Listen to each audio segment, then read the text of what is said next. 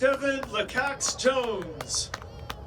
Devin Lakacs-Jones says he's living his dream. He graduated from UC San Diego last year and is staying here, following in his parents' footsteps. I think just the way I was kind of raised. Both my parents were high school teachers, and that kind of influenced my pathway to become a high school teacher. But new data show Lakacs-Jones is not among the majority of his classmates. Only 40% of UC San Diego students stay in the region after graduation. And for every 100 graduates from all local colleges and universities, the region retains just 99 of them, according to a new study. Meanwhile, Los Angeles and San Francisco attract more college graduates than they produce. This is a significant disparity that has both short and long-term impacts on the region's economy and competitiveness, says Ray Major, the Chief Data and Analytics Officer at the San Diego Association of Governments.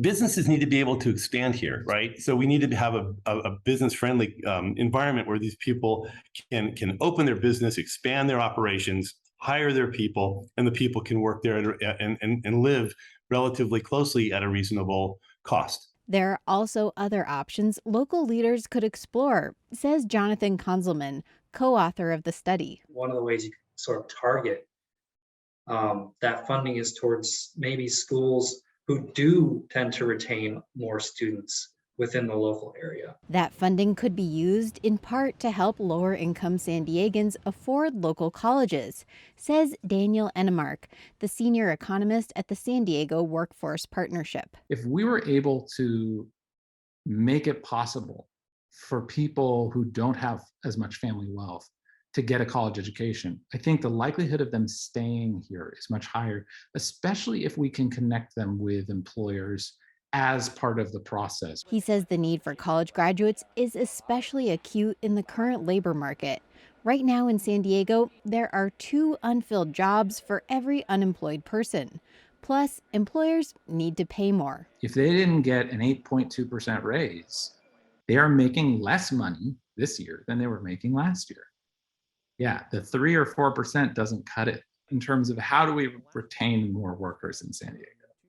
And that is, we got to pay them more. That's being felt by recent college grads like Lakacs-Jones, who's living in Ramona because it's one of the few places in the county he can afford.